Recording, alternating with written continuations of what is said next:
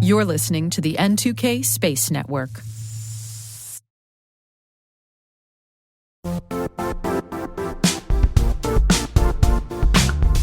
Is your AppSec program actually reducing risk? Developers and AppSec teams drown in critical alerts, yet 95% of fixes don't reduce real risk. Why? Traditional tools use generic prioritization and lack the ability to filter real threats from noise. High-impact threats slip through and surface in production, costing 10 times more to fix. Ox Security helps you focus on the 5% of issues that truly matter before they reach the cloud. Find out what risks deserve your attention in 2025. Download the Application Security Benchmark from Ox Security.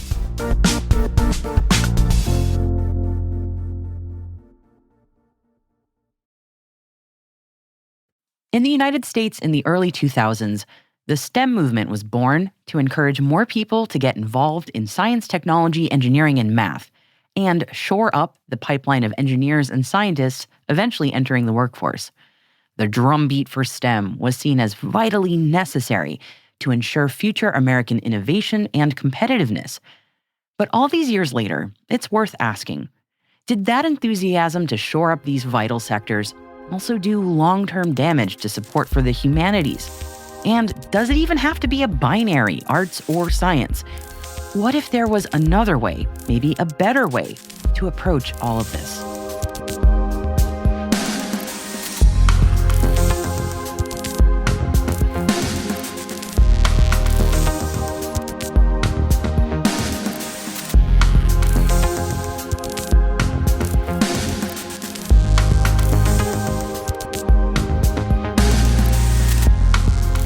Welcome to T-Minus Deep Space from N2K Networks.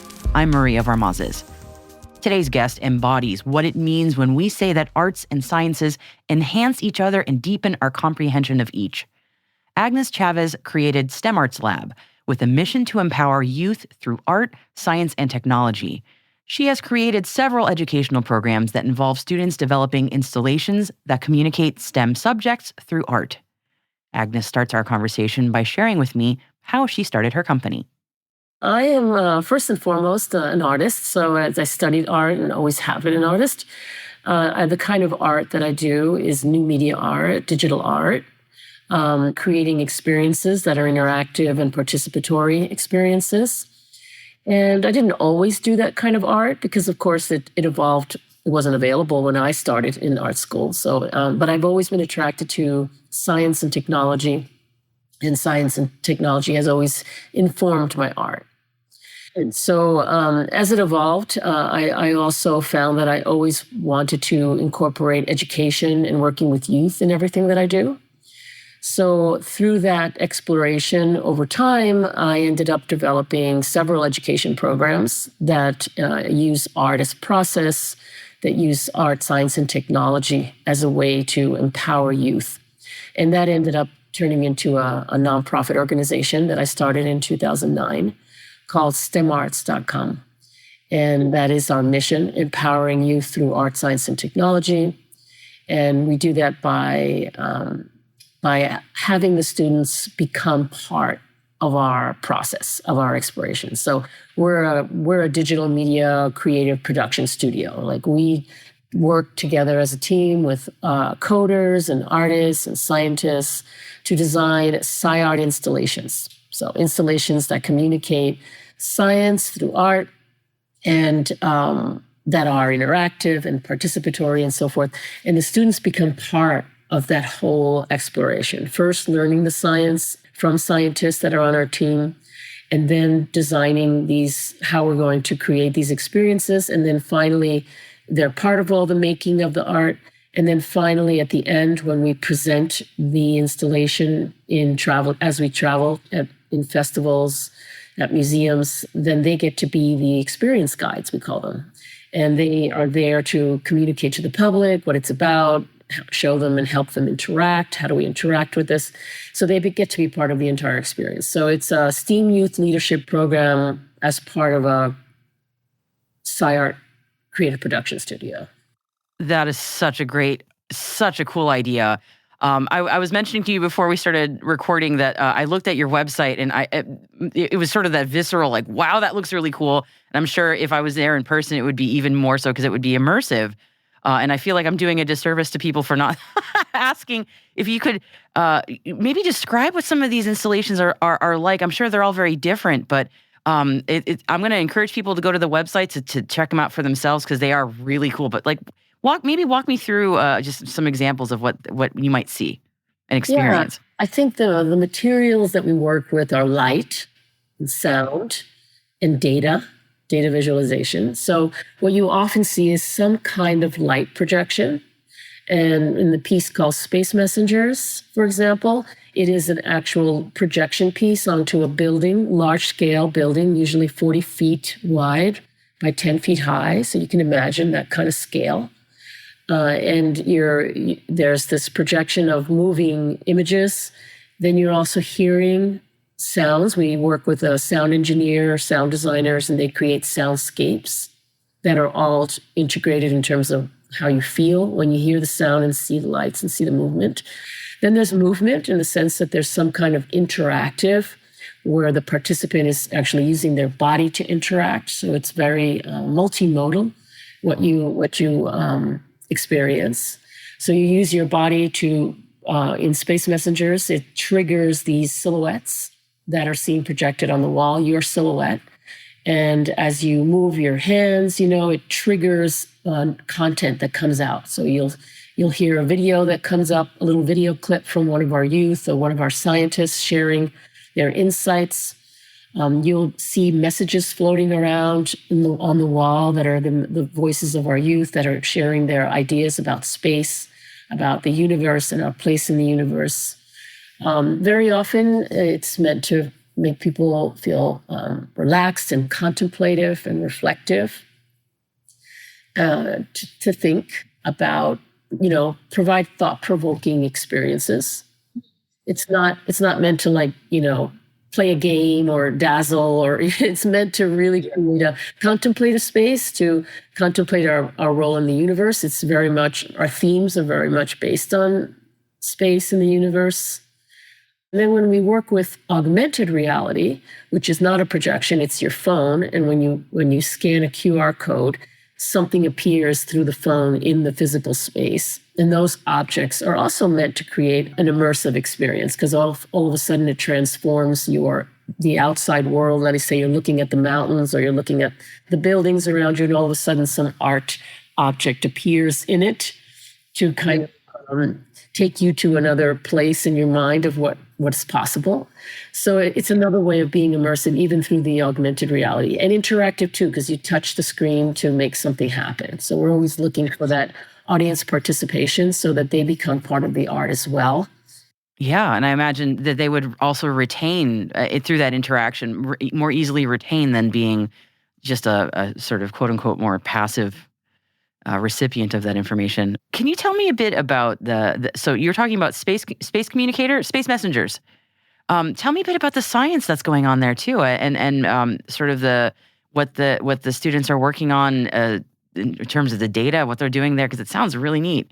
Yeah. So what we do is we bring in experts in different fields. So it's an interdisciplinary curriculum, or it's an interdisciplinary research. So we'll bring in astrophysicists, particle physicists, native cultural specialists to talk about Lakota cosmology, philosophers, space lawyers, all the different ways that people explore space. And we bring in these experts to talk to the youth.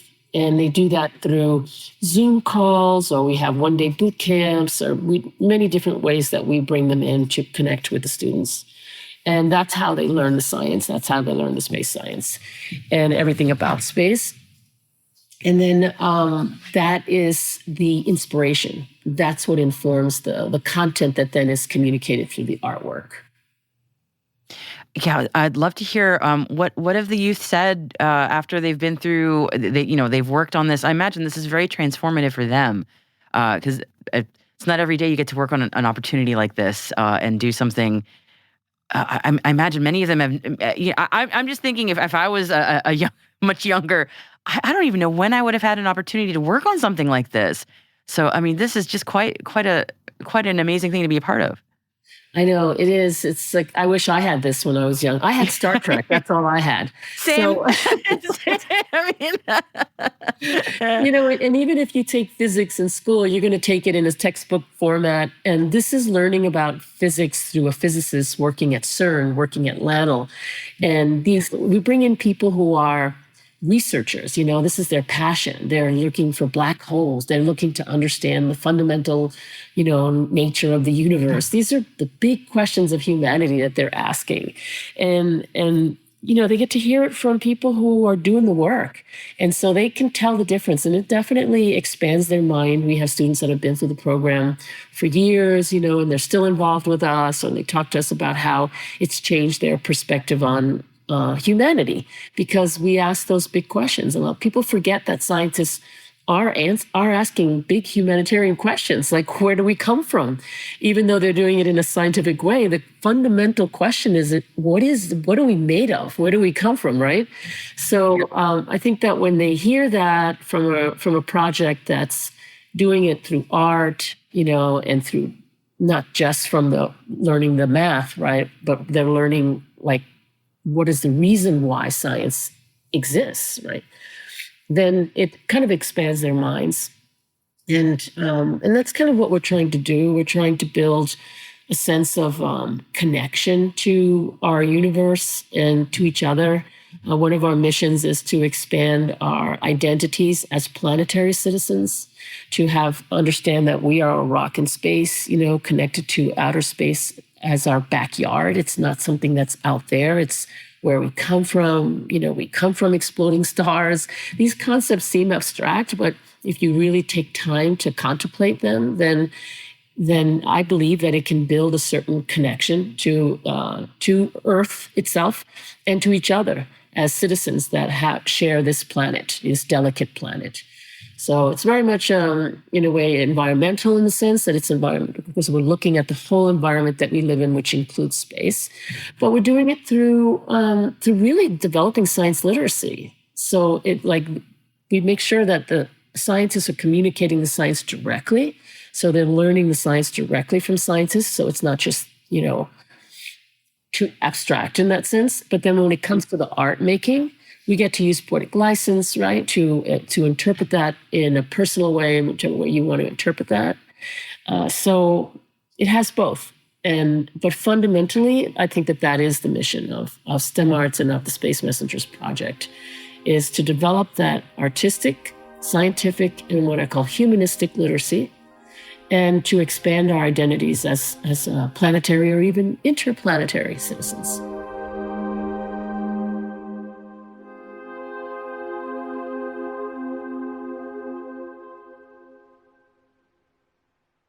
We'll be right back.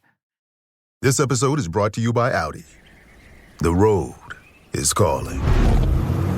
Embrace the thrill of the drive with the all-new, fully electric Audi Q6 e-tron. Featuring effortless power, serious acceleration, and advanced Audi tech. It's not just a new EV. It's a new way to experience driving. The all-new, fully electric Audi Q6 e-tron is here. The next chapter of Audi starts now. Looking for a career where innovation meets impact? Vanguard's technology team is shaping the future of financial services by solving complex challenges with cutting-edge solutions. Whether you're passionate about AI, cybersecurity, or cloud computing, Vanguard offers a dynamic and collaborative environment where your ideas drive change. With career growth opportunities and a focus on work-life balance, you'll have the flexibility to thrive both professionally and personally. Explore open cybersecurity and technology roles today at vanguardjobs.com.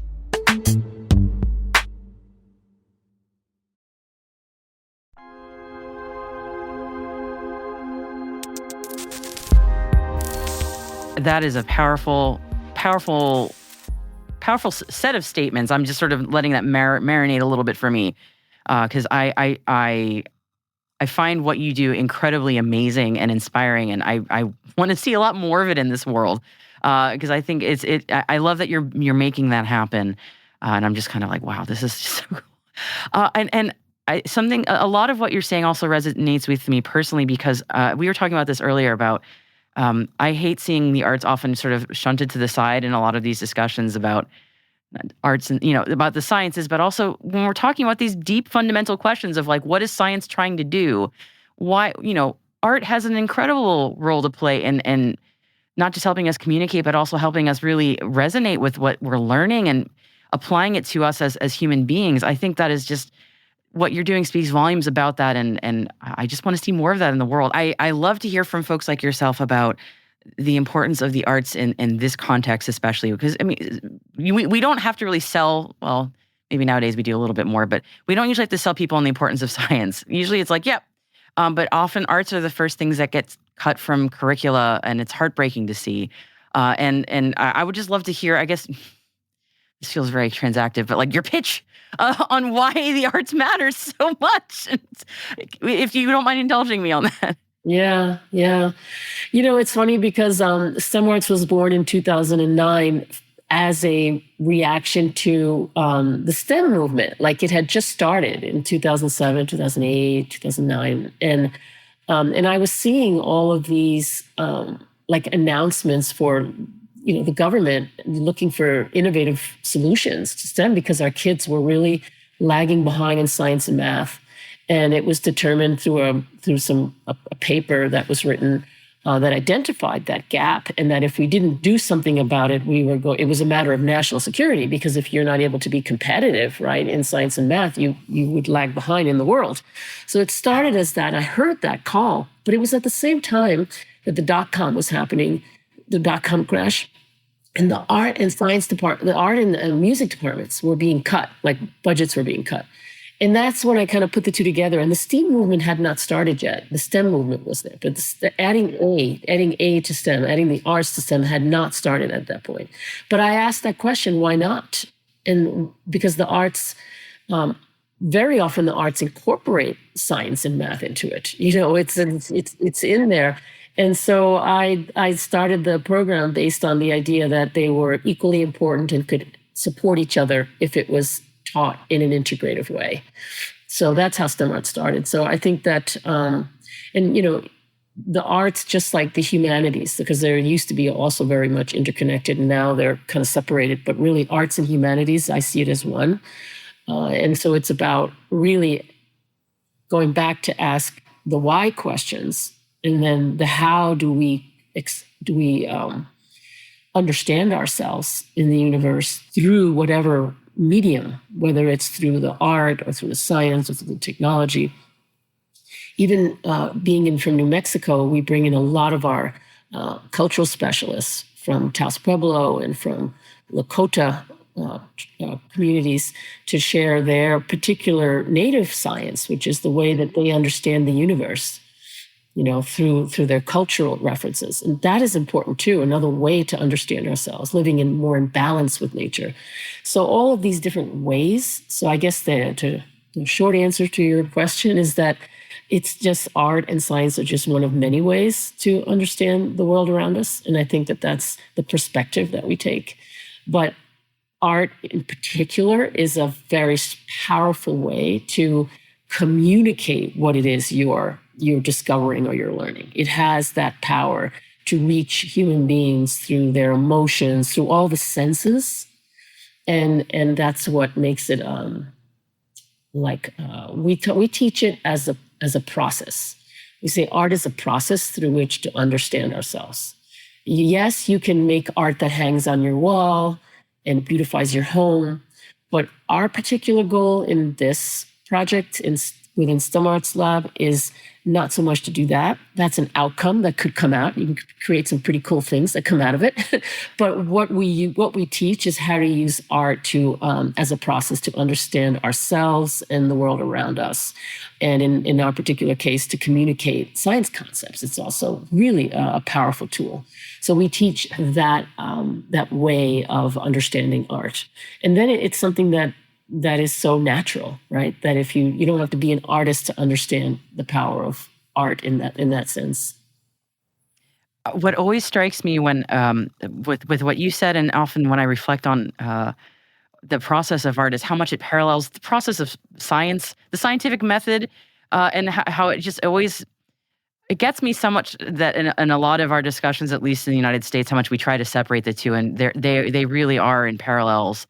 And I love the kind of work that you're doing that really just shows that, and that the youth can experience that also for themselves. So they don't have to separate them as two, opposite worlds. They're very much siblings. Like let them be together, right? So it's a wonderful thing. I would love to give you the opportunity to last word on our interview and leave our audience with anything you want them to think about as any parting thoughts. So over to you on that.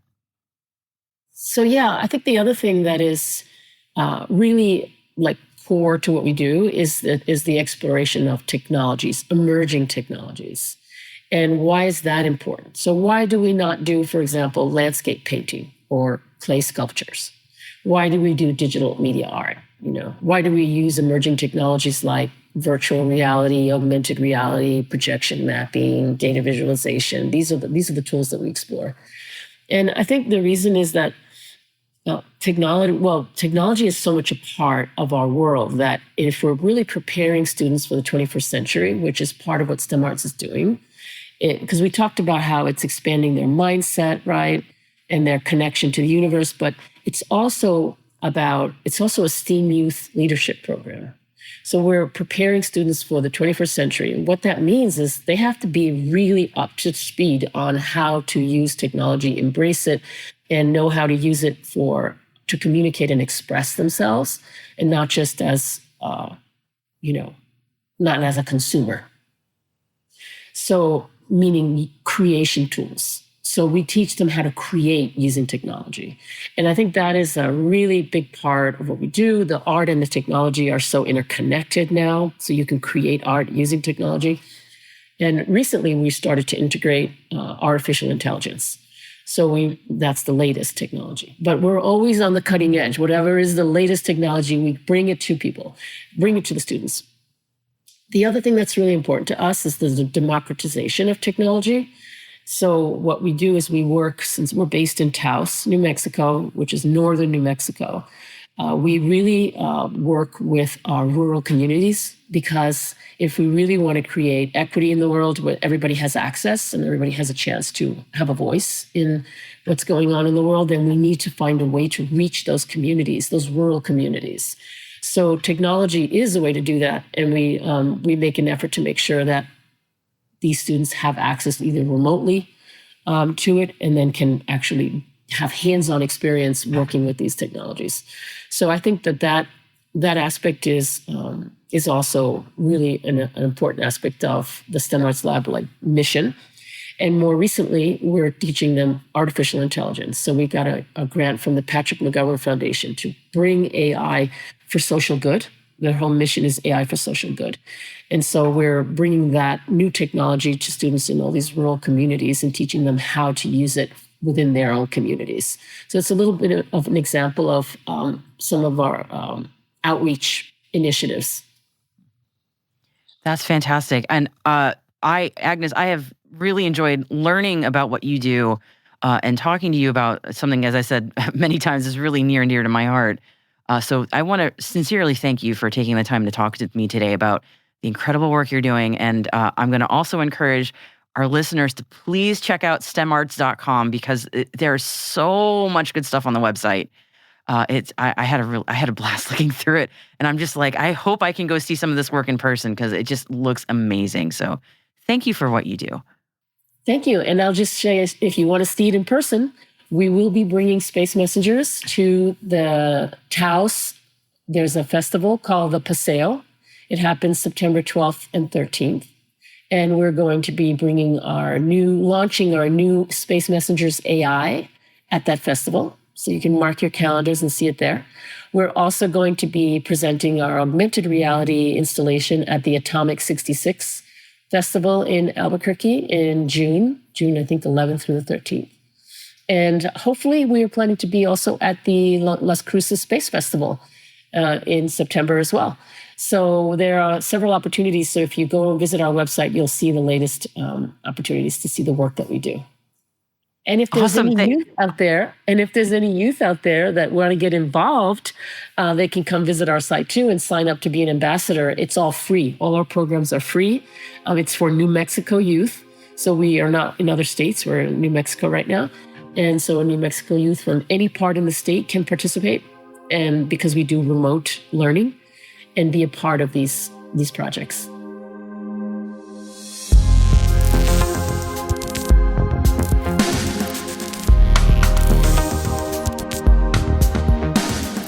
That's it for T-Minus Deep Space, brought to you by N2K Cyberwire. We'd love to know what you think of this podcast.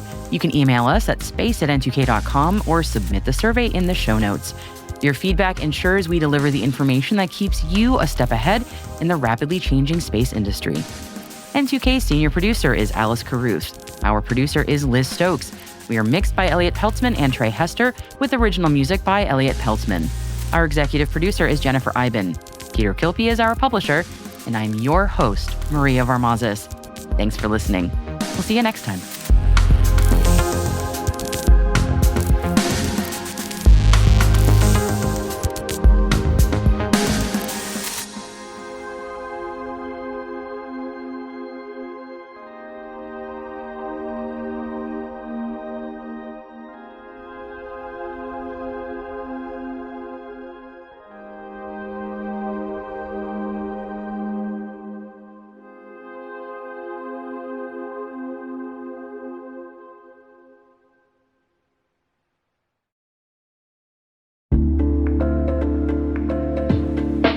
Hey everybody, Dave here. Have you ever wondered where your personal information is lurking online? Like many of you, I was concerned about my data being sold by data brokers. So I decided to try Delete Me. I have to say, Delete Me is a game changer. Within days of signing up, they started removing my personal information from hundreds of data brokers. I finally have peace of mind knowing my data privacy is protected. Delete Me's team does all the work for you with detailed reports, so you know exactly what's been done. Take control of your data and keep your private life private by signing up for Delete Me. Now at a special discount for our listeners. Today, get 20% off your Delete Me plan when you go to joindeleteme.com/N2K and use promo code N2K at checkout. The only way to get 20% off is to go to joindeleteme.com/N2K and enter code N2K at checkout. That's joindeleteme.com/N2K, code N2K.